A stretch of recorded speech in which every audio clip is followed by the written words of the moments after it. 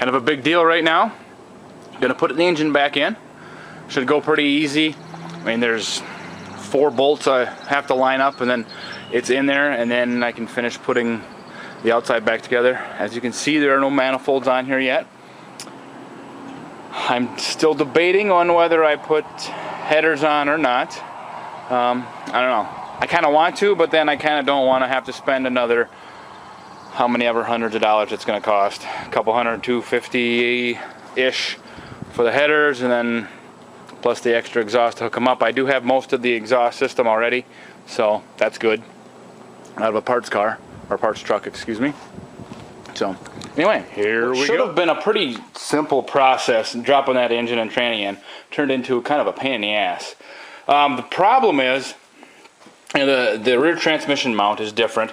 And it sits like this in the cross member, which is fine, but the center point of this is now farther back on the transmission, so if you put it in the stock position, then it shoves everything forward, which is the problem I was having. And I was beating my head against the wall trying to figure out why it's not working this time when it worked last time. I put a 5-speed, an A525 manual transmission in my 76 D100, and that worked fine. I put this style of transmission mount, I changed the crossover right back into the factory holes, boom, no problem, like a dream. And then this one, absolutely not. Well, I went and looked at an 88 3/4 ton 2-wheel drive automatic, non-overdrive, just a regular 3-speed, and it had a bracket similar to this, little longer, which bolts into the transmission, where the old school style, just a 2-mount transmission mount would go, and that bolt and went to something like this. And then that's when it dawned on me, that's what I ended up doing to the other one. I had found one that just fit perfect, so it maybe came out of a Dakota or something, I don't know, because he used that same 5-speed transmission in Dakotas and light halves, starting in like 88 or so. Anyway, so that's what I'm doing. So then this gets mounted into those holes, which essentially pushes the center line of the transmission crossmember mount, you know, forward about, you know, 1 3/4, 2 inches roughly, which is about what I was off. Which, you know, I looked at my books or some of my information in the house in the computer, and yeah, that's the difference. It's 1 3/4 roughly difference between the center line of this for like the 500 518s versus the 727s. You know, there we go. That's the difference. Now everything should line up fine. I'll get this bolted in there. I got to put some shims in there because it's obviously a little bit wide right now, but it had to be in order to get my bolts there. So it's been an interesting afternoon. Well, as you can see, the interior is completely stripped out, and there's an awesome echo in here right now. Anyway, you can see right there and right there, I was hammering on it hoping to make enough space for that transmission to fit, and it's just not going to fit. I figured that out. The 2-wheel drive hump in the early 70s is obviously not the same as it is, you know, later 70s and 80s for sure. So the only option is, the only realistic option, other than a body lift, which is kind of a stupid option, is to put a different hump in there. And I've got a few, and I'll show you those in a moment, because there's differences. Well, you can see this trough right there goes almost all the way around. And manual transmissions in the early 70s up through late 70s, sometime late 70s they quit, but they were bolted, so then that's where it would fit. And of course then this was all gone.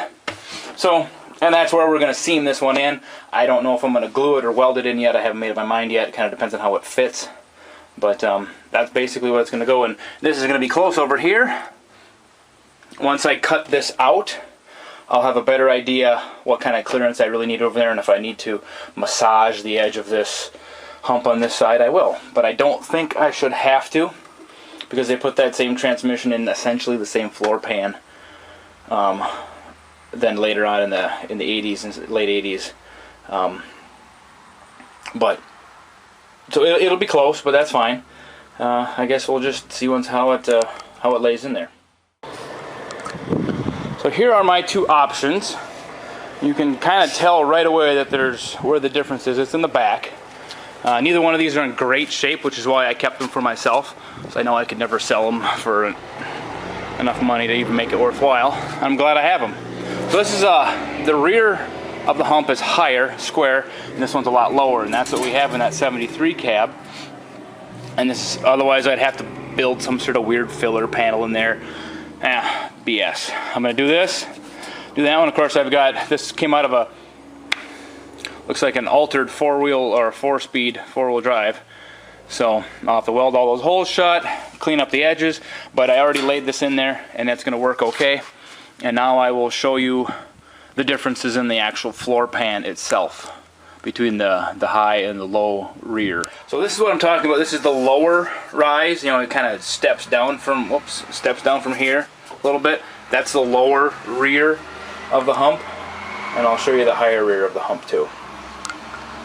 So as luck would have it, I have a 75 cabs in here. This is out of a D100, so the actual hump itself is different, but this part is the same because they didn't change that between big trucks and small. They changed this and then a few things up on the firewall for the most part. So this is the higher rear on the hump, and you can kind of see a little bit, you know, right here where it would go up. Well, they didn't need that much space in this size truck, so they kept it low, which was kind of smart of them. Well, there it is, test fit, the new hump. And there's enough clearance in there, and the new transmission, the cross member's up and bolted in, everything is tight underneath. So the original hump is kind of laid in there about where it was. You can see from the gap that there's a lot of clearance I would have had to find, because currently the thing is sitting, it's resting on top of the transmission right about there. So no matter how much I pounded there and over there, I was never going to get anywhere remotely close. So, and that would have been a lot of body lift just to make that happen too. So, as much as I hated to cut up a nice floor pan in a good relatively rust-free truck, it pretty much had to be done. So another kind of midway update. Had the holes filled in right now for that piece, and it's glued down. I'm not going to be able to glue the whole thing just because where some of the rust was. I wasn't going to rebuild that whole lip, not for this application anyway. So I've got glued on what I can. Fuser, I think it's 108B is what I used, the medium set or the medium length stuff. And I will weld down some of the other spots, like right there. I've got to, of course I got to tap it down, make it fit a little better. And over on this side, I'll tack weld a bunch of that stuff in. And the worst of it is, kind of worst and best, this truck has already got, let me back up here, aftermarket air conditioning put in, which means I can't get to screw anything in there very well, and there's kind of a gap there. So unfortunately, as much as I hate to do it, about all I can do is just fill that full of seam sealer when everything is dry, just to keep the water out. And that's just gonna be the way it is. Because if I could have screwed this down, then that would have kind of spread the whole bottom out a little bit, and it would have fit a little bit better, particularly along this edge. But you know, it is what it is.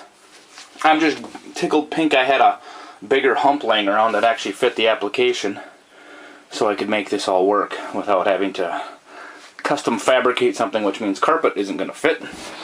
And once all this is done, then I order carpet, which I may actually be doing later today anyway, when I'm bored watching this stuff dry. So there it is. Okay, I welded all the spots that needed to be welded. I seam sealed the snot out of everything, and I found a can of blue spray paint that was close to the original color, although it looks really different in the camera. It's not that far off from what's on the outside. Anyway, so there it is, it's done. The hump has been swapped out. Everything seems to fit underneath, so we're in good shape. Next thing comes is carpet and interior, at least for in here, but more importantly I need to get the engine stuff done.